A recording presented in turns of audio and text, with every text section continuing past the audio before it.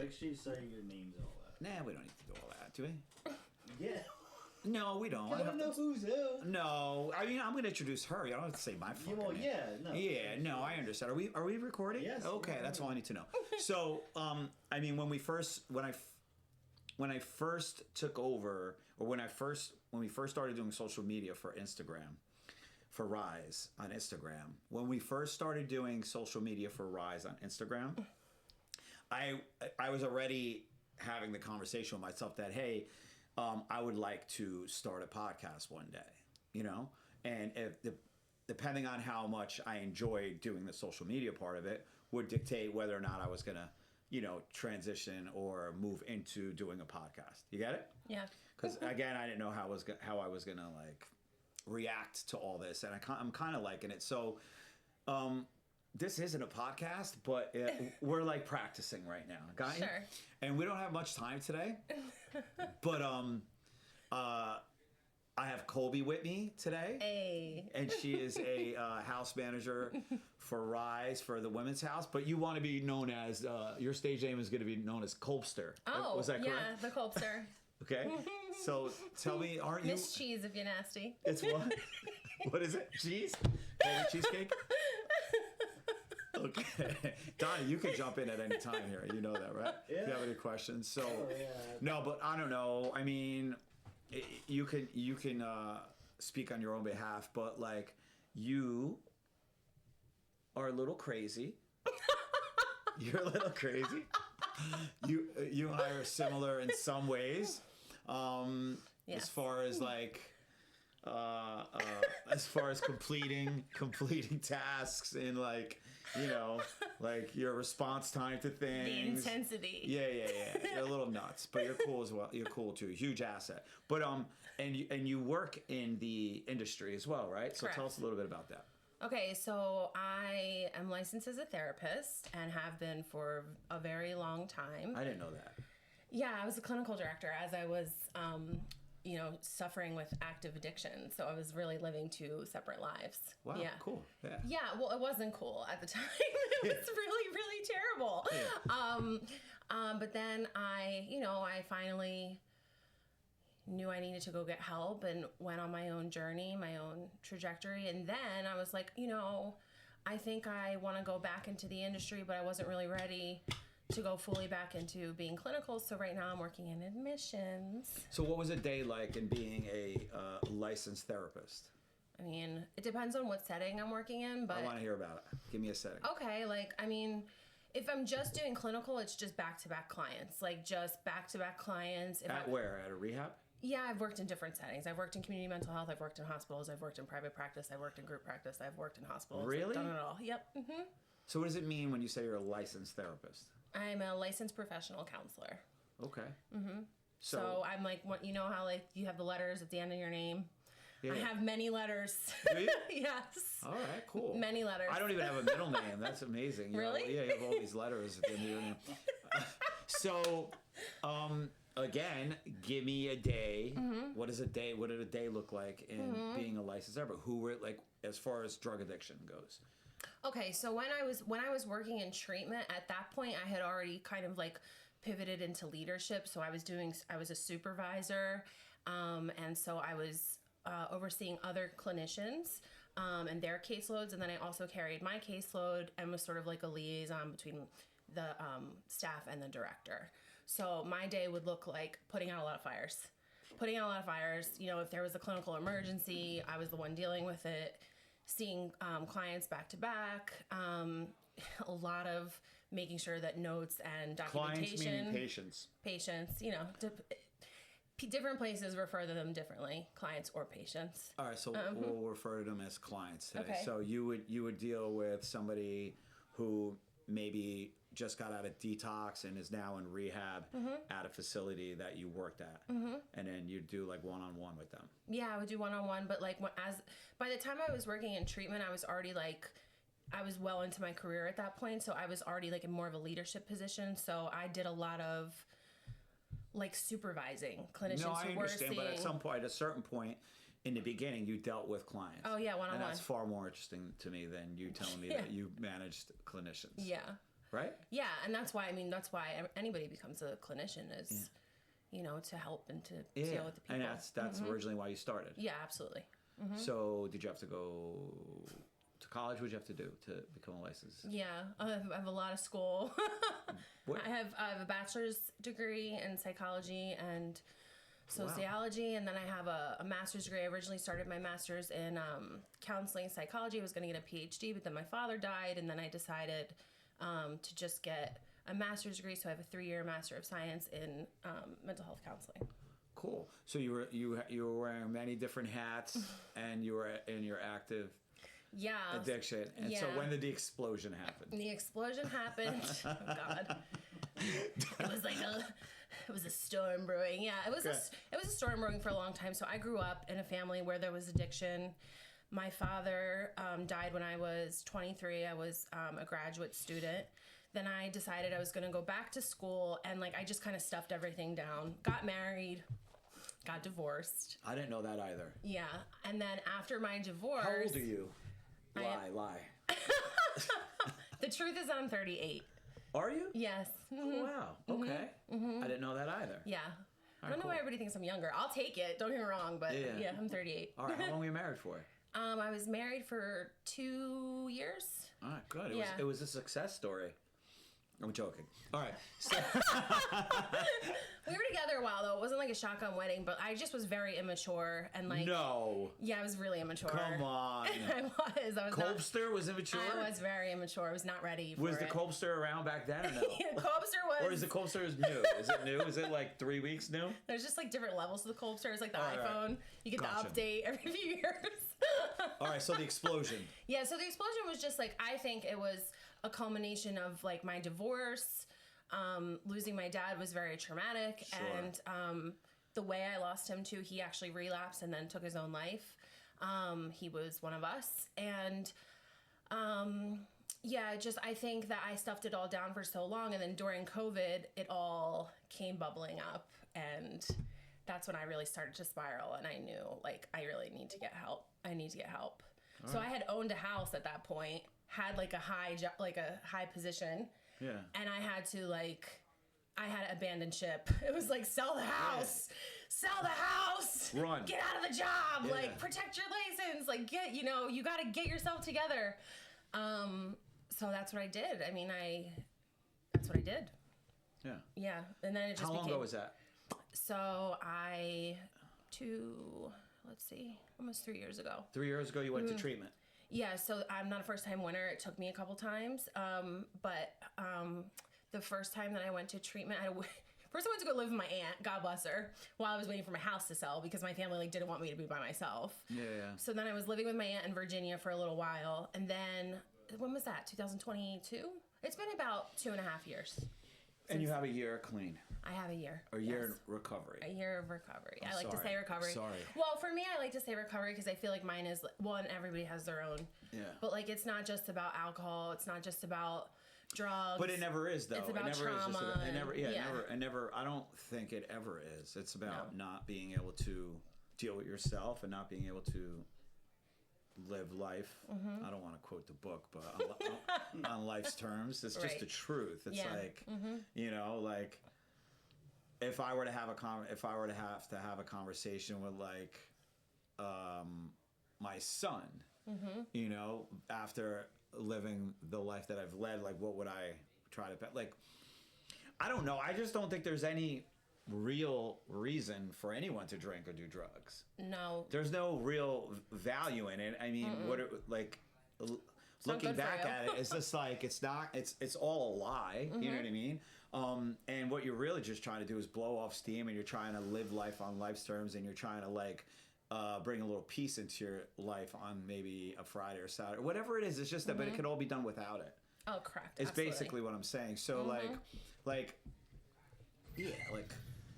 I'm an addict. I'm in recovery, but it's always more than just drink. Fucking alcohol tastes like shit.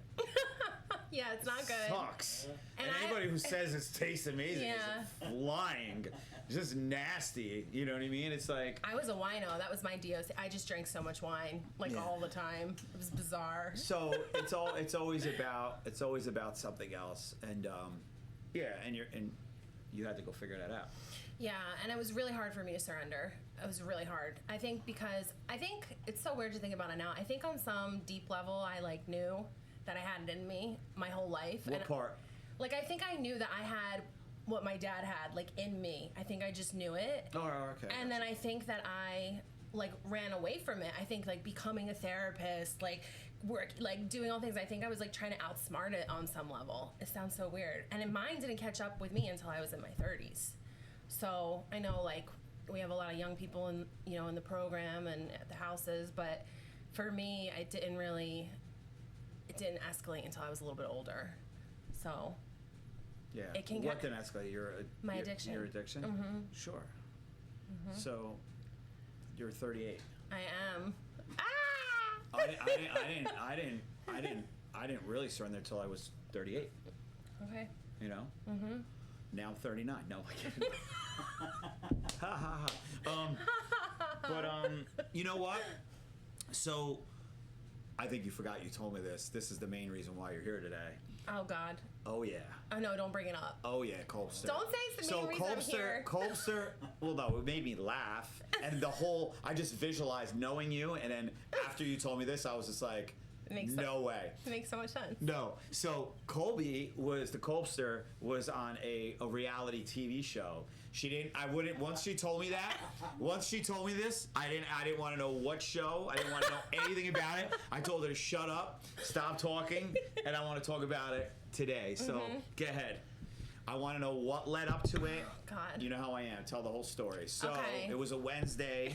I want to hear it like that. Okay, so I was buddies. Okay, so I used to be in throughout my 20s and my late teen years. I was a bottle girl in Atlantic City because I grew up down the shore. Do you have any pictures of you being a bottle girl? Yes, I have many pictures. Perfect. It's a great alter ego. No, to we're what I gonna am throw now. it in. We're gonna. Oh, great! Go ahead. Excellent. Go So I had become friends with many people in that industry, and a guy that was from New York City, did all of the talent management for some of the clubs I worked at. So he would get the DJs and all that stuff, blah, blah, blah, whatever. His office was next door to the people who were casting for the show.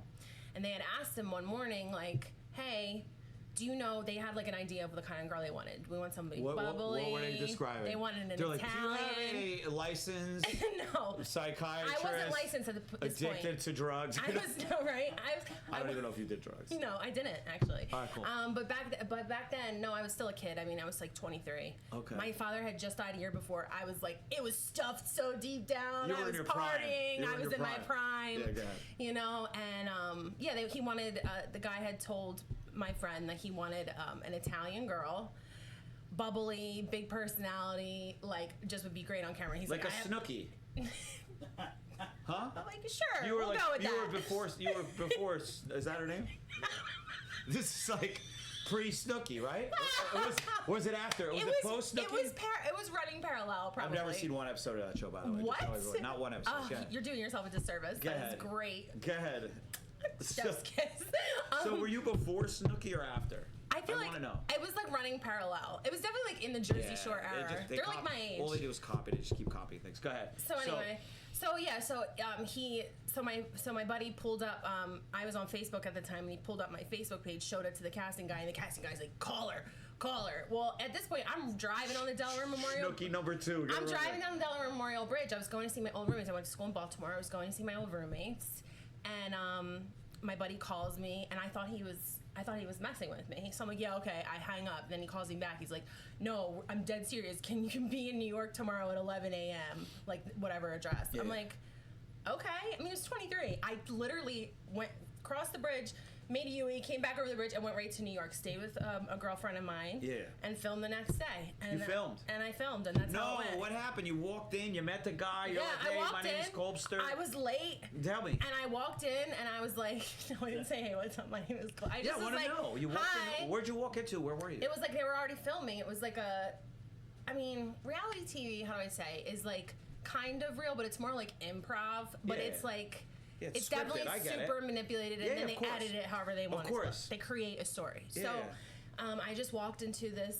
You think It was they're like a gonna risk, cocktail you think they're party. gonna risk all that money on Yeah. Snooki? Here, do what you want. Yeah. No, it's scripted. Go ahead. It was, like a cocktail party, and and I filmed, what'd you do? and I don't even remember. It was so many years ago, but I just, Were you scared? No, I was like, I thought it was funny. I didn't even tell anybody. Like, I didn't tell my friends. I didn't tell my family. Wait, like, what show is it? It was Millionaire Matchmaker on Bravo, and I did Millionaire Matchmaker and I on was, Bravo. And okay. I ended up beating the girl who got picked, and You did? Long story short, this is You actually got picked by who? by the guy, but they probably told him to pick me. Like, I don't know, Who whatever. cares? I just So- want to know that. All right, you got picked. But wait, here's the best part of the story. It gets better. The best part of the whole story. Wait, what does that mean? He picked? Did you go on a date? Yeah, I went on a date. I was like the girl that got chosen. Where did you go? We went to Stan's Sports Bar. Really, in the Bronx? Yeah. Really? I swear to God. Was it a night that the Yankees played at home? Yes, we went. Yes. Really? Did you I'm go a to a Yankee game? fan. Yeah, did you go to a game? We didn't. No, because they didn't want to bring the crew into the stadium. But we went. But they brought him to Stands. We brought them to Stands. They filmed Wow. at Stands. Yeah. Have you Yeah. ever been to Stands? Yeah. It's a Yankee bar. Fucking, yeah, it's fucking. It's it's nuts. You know. Yeah, I was just there. Not at the bar, but I Yeah. walked by it. So we filmed there. We filmed in this van that he called P2, and we ate. He got mozzarella from someplace. I don't Yeah. know. And we were eating old mozzarella in was the he? van. Much older than me. What? Significantly older. How much older?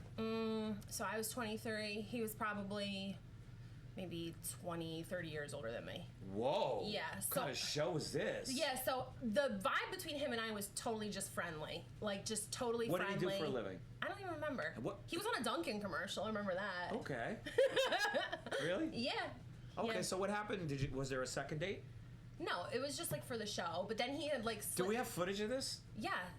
Of the date? Yeah. Oh, this is gonna be great. Yeah, it's camera. It's Millionaire Matchmaker season 4, episode 1. Welcome to the Big Apple. 23. Really? Yes. 23-year-old Colby. 23-year-old Colby. Okay.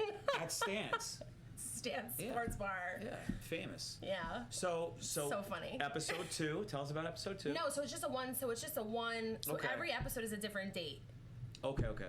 So I was just the season premiere of the You New York were? season. Yeah, it was a New York season, and I was the season premiere. Welcome to the Big Apple. Yep. And then you never tried to follow up with that or anything? Well, that's what I'm going to tell you. So the best part of the story Go ahead. is that this guy that I went on this date with is the one who ended up hooking me up with my ex-husband.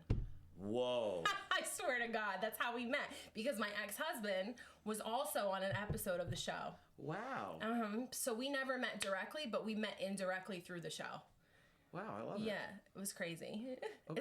It's a good story. It continues to be a good story. Was that the only show your ex-husband was on? At this point, I don't know. I haven't talked to him in a million years, but probably. How old is he? He's 7 years older than me, so Okay. I don't know. Do math. No, it's all right. I don't talk to him anymore. 31. I did the math. Hope he's doing well. Yes, I did the math. All right. So you have a year in recovery. Yep. You are now. You stepped out of the Clinical space. clinical space, and now you are using Yeah. your real talent, which is your gift to gab. The gift together. That's so funny you said that because my principal in high school used to say You're in that about sales. me. So you're in, what do you call it again? You're in what? My what? My You do what? admissions. Admissions. Yeah. Which is a really cute way to say Well, sales. I think it's a nice marriage of my skills because I love to help people and I love being able to, help people get into treatment and because I remember that feeling. Yeah, hell yeah. So I'm selling a product that I really believe in. Yeah. And that makes all the difference. I agree. So yeah. And you're definitely good at it. Yeah, I'm not. I Because just. you do care. I do care. Yes. You care a little too much, maybe. Kidding. You're not kidding. No, I know. So do I, though. I care a little too much Yeah. too sometimes. But Yeah. yeah, you're definitely. I think this is it for you. I think it's what you said. It's a marriage of all of your skills and your challenges in life, and now you're able to put it to work. Yeah. Do you enjoy it more so than? I think for now, I think it's just. I definitely enjoy it. I think it's it's a learning curve. It's something different than what I'm used to, but I like that it's a little bit lighter. Yeah. Because the clinical being a clinician is very. it's emotionally taxing, and for me, being like so sensitive, it was a lot for me. I know people are like, oh, just leave it at home, just leave it at home. Like some of this crap though, it's like, yeah, but it's hard to leave it at home. It's emotionally taxing, but at least you feel like you have you have the ability to help at that point. Like as a clinician, you can actually, you feel like you have some sort of control over a situation, even though you don't probably, but you can help. Yeah. Now you're basically taking calls from people who are looking for treatment, which means 9 out of 10 times they're blasted when they're on the phone with you, correct? And everything has to line up perfectly or you can't help them. Like insurance, all that stuff, right? Yeah. So let's just say somebody doesn't qualify to go to your place of business, but do you go the extra mile and try to help that person? Yes. You do. Yeah, Yes. then you're helping. It's not really your job to do that, right? Well, they want us to do that. They yeah. do? That's part of the reason I like this place, because they care. Okay. I wouldn't work for a place that didn't. So if you can't take them, explain. Yeah, if we can't take So them, the phone will ring. yeah, ring. No, I'll try. And it'll be John's having a bad day. Yeah. It'll be a call from John. Yeah. Go ahead. Yeah. Then I try to get some information about what is going on, how long it's going on, how much it's going on. Are you working with insurance? All the questions, and then do we have availability? And then if it doesn't line up, I'll either build a referral and send it to one of our partners, or I'll give them the name of somewhere that can work with them that maybe we're not able to work with. Yeah. But I think a harder, well, not harder calls. It's got to be hard because if somebody's drunk for the moment, they're like, yeah, I want to get help, or they just want to talk to somebody. That happens all the time. And then you're on the phone with them for an hour. How like some of those calls could be. Yeah, I've learned like how to manage that. Is part of it where you better. have to be like, hey, is like, are you with anybody? Like maybe your parents? Like, do you ever try to do that or no? Well, I think I was just gonna say, as far as the families go, I think that's talking to families and loved ones. I feel like that's where my clinical skills come in a lot. No, but it's just easier because now the person's unintoxicated and you don't, right? Like you're like, okay, well here's what we need to do. Like, well, there's a big difference between people who want help and people who don't. Yeah. So I think the most frustrating calls are calls from loved ones where they're like, "Can we force our loved one into?" And I'm like, I forgot. Nope, you can't. When you're ready, you're ready. When you're ready, you're ready. There doesn't matter. You're gonna do what you got to do. When you're not ready, there's nothing you're gonna say to them that's gonna get them ready. No, they'll come in. They'll AMA. That's what happened. They'll leave. So it's just like, yeah, they won't even go. Yeah. Gotcha. Or they're able to manipulate them to come while they're completely blasted, and then when they, sober up, they're like, I'm out of here. Yeah. So you can't force it. So you've been doing an amazing job at the Women's House. I've been reading the reviews from the ladies, and it's just like you can't make that up what they're writing. You know what I mean? Like, and it's the guys too. The guys that have left reviews. I'm just like, wow. You know what I mean? And so it's like, I appreciate everything that you've been doing. You're doing an amazing job. Thank you. You are not going to get a say in what gets posted and what doesn't get posted. The angle, we're just. Oh, this you mean? Yeah. Oh, yeah. I was like. Oh, I kidding. I was like, are you going to write a review? Okay. Yeah, no. So just make sure I appreciate it. Alyssa appreciates it. Of course. We all appreciate it. We're all going camping on August 15th, 16th, and 17th. And everyone's staying in a cabin. And Donnie's going to be in a tent in the middle of the campfire.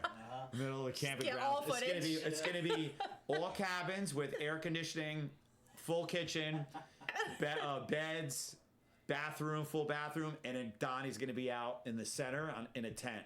Rugged. With antennas coming through the. Any funny business goes on, you'll be there. Yeah, no, it's going to be our season, our premiere of our reality show. It's going to be Ryse in the Woods. I kind of love that. Yeah, definitely. It's going to be fun. We should get a GoPro too for like the kayaking and the whitewater rafting. Yeah, like just Donnie with a GoPro. Donnie's getting laced up. He's going to have a GoPro. He's going to have a selfie stick. He's going to have a microphone. Definitely. For sure. I love that. Donnie, do you have any questions for us?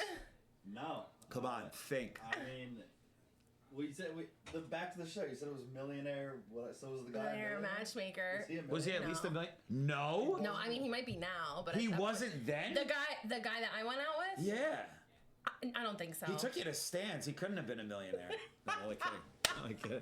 No, but that's fucked up. Excuse my language. Well, it's in reality. It's a 23-year-old, 23-year-old girl. I didn't have any interest in being in a relationship. At Yeah, all. but you thought he was a millionaire. I was like, woo, let's go on a show. No, I was not interested in this guy at all. I liked him though as a person. Were you lit? No. I'm just curious because I definitely want to No. hear it. This is before I had those kind of problems. Is there any way you can give him the footage before you leave? Well, you're hanging out all day. We're going to Lawrence today. Yeah. Get lots of content. Do you? From the actual show? Yeah, you just look up the show. It's like literally you can get it online. It's probably on YouTube. Yeah. All right, It's episode on 1. YouTube. It's on I don't know, like all those streaming channels. All right. Bravo. Colbster. Coming to you. Coming to your TV screen. I did a lot of other stuff too. Like What? Yeah, Tell us. I was a Miller girl. I was on the cover of Atlantic City Weekly. What else? Really? Yeah, I was on I did like a lot of like promotional stuff, and I Alright. always had a big personality. I've Yeah. always had a big personality. All right. So there was just different, especially at that time in my life. Like it got capitalized upon a lot, and now Here we are. here we are. Lights, camera, action. Here, give me a little pound. We got to wrap this up. Okay, let's Okay. go make more content at the house. Yeah. With Ashley. Yeah. I'm excited to see what comes from